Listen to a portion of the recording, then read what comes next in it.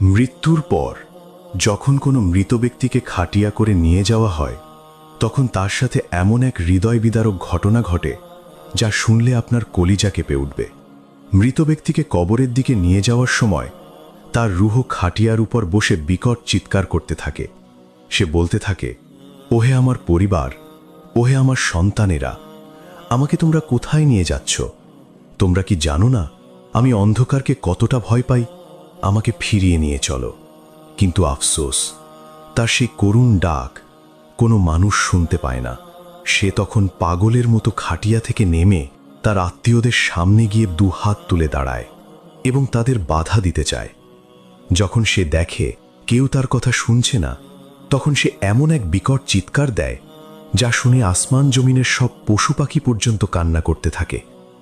হে আল্লাহ, আমাদেরকে তুমি ক্ষমা করে দাও।